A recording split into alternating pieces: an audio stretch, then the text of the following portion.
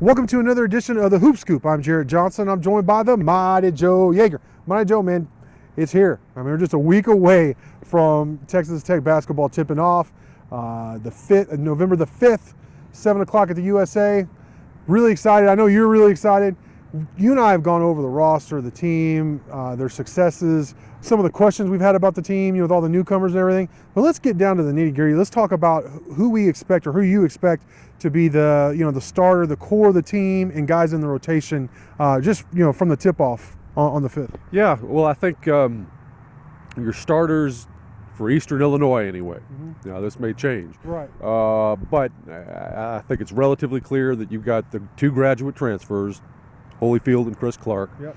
Okay, and then your three guards, Davide Moretti, Kyler Edwards, and Jamias Ramsey. Yep. That's your most likely starting five. However, I would not be surprised if maybe sooner rather than later, fairly early in the season, I would not be surprised to see Terrence Shannon move into the starting lineup and Kyler Edwards go to the six-man position. I think that's possible. And as far as other guys in the rotation, there's still a lot of stuff up in the air right now. You got Kevin McCullough. We don't know what his injury situation is, if he's going to be available. Who knows? Maybe he'll be ready to go against Eastern Illinois. I don't know. All I know is we're seeing him in a boot. But if he's healthy, he's ready to go. He's going to be in the rotation. Yeah. We still don't know, obviously, about Joel and Tomboy in the waiver situation. Yeah. If he gets it, he's in there. So there's a couple of guys there. Then you've got Clarence Nadoli.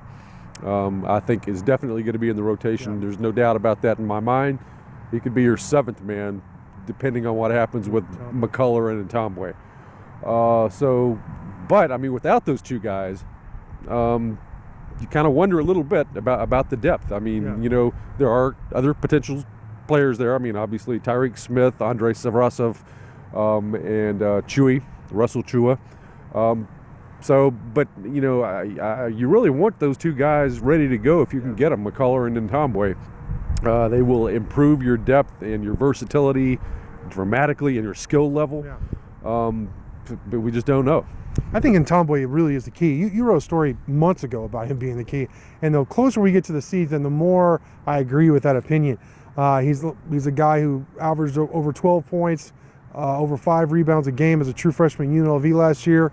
He's been here in the system, working out and practicing with the team. So it's not like he's going to be coming off the couch, throwing a bag of chips over his shoulder and put me in, coach, I'm ready. The guy's he's in shape. He's probably in better shape than he was last year since he's been working with Coach Riley, to be honest. I think he would be one of your best players, like right off the bat. I think he'd be one of your top 3 best players, honestly. And you need his length because you don't really have that many guys with his size. Because that's my next question, or maybe my first question, is who's the first big off the bench, Joe?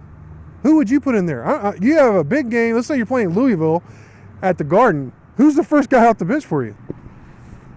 It does depend on matchups a little bit. Sure.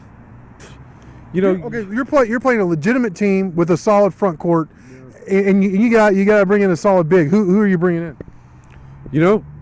Honestly, Tech doesn't have any what I would call true bigs except for Chua. Yeah. The tallest guy is basically Holyfield. It's 6'8". I would say Holyfield. And Tomboy, he's 6'8" as well. Yeah.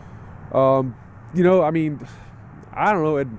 The way I look at it, 6'9" and taller is a true big. Okay. You had that last year with Odiase, who was a solid 6'9". Yeah. But this, Tech is going to be kind of a smallish team. It's going to be a team dominated by wings, by slashers. Mm-hmm. You're going to have what I would call a true point guard, and Nadoli figuring in there as well. But this is going to be kind of a perimeter, fast-paced kind of a team, hopefully very dynamic, but probably not a group that's going to pound you on the glass. And because they don't have a whole lot of girth and size, well, they are now, because they do have Riley now. He's building up that strength, so they're going to be maybe stronger than they are taller. Right. But I think without the height, help interior defense could be even more of a factor this year than it's been in the past, and it's always been a big part of Tech's defense. Absolutely. But I think that could be more the case this year. Now, one issue is international 3-point line. So that automatically spaces out Yep. your defense a little bit. I was concerned about as soon as I heard that rule. I know. More than anybody I've known. I was concerned about Yeah. specifically Tech's defense. Yeah, I don't think that necessarily works to Tech's advantage. Yeah, no. And so, I mean, if you're playing teams that have good multiple 3-point shooters, Right.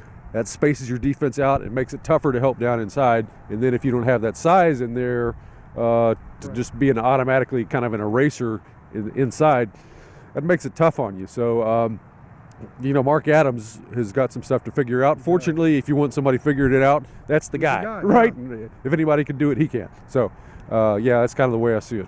Yeah, I think finally my biggest question would be the whole, can this team mesh? All these new components, all this youth. One thing that Beard has said, I think every year before every season, is how important experience is. You got to have experience on your roster. And yeah, they brought in the grad transfers, and that helps. And you have Davide, you got Kyler, you even have Avery, the walk-on who's played some and made some big plays for you. But at the same time, I think there's some key players here who have zero experience coming into the season. Now, by the time the meat grinder we're midway in the Big 12, those guys will be a lot more experienced, and we'll have a better idea of how the team meshes and who's who. But that's a big question in my mind, Joe. Yeah, maturity and buy-in.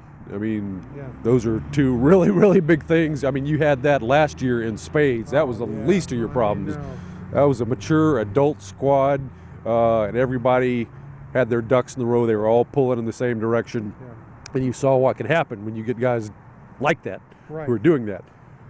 That goes into the season as a big question mark with so many freshmen. What is it, 7 freshmen on the roster? Yeah. Boy, that's a bunch of young pups there, and they got to grow up fast. They got to get serious, about what they're doing. They got to listen to the coach, and they've got to buy in, and they all got to realize that if they don't get it together and fight and do everything that is expected of a Texas Tech basketball player, then that's right. This season could be rough. Nothing's given to you just because you came within that close to winning a national title. It's not just something that's handed to you on a blue plate or a silver plate or any kind of plate. You got to go out there and earn it. So I hope these guys are getting that message, and they're going to do what they need to do. Well, I know one thing. Beard brought in some more exciting players. Some of the best dunkers I think that are going to be in the country. Ramsey, Shannon, those kind of guys. Even Holyfield will throw down on your head. So I'm excited to see what some of these guys are going to do and how this team's going to mesh and how Chris Beard, gets in that kitchen and puts all the ingredients together and what this team ends up being. So I can't wait. November 5th, the tip-off 7 o'clock, like you said, Eastern Illinois at the USA. My Joe, great stuff from you as always. Thank y'all for watching, and until next time.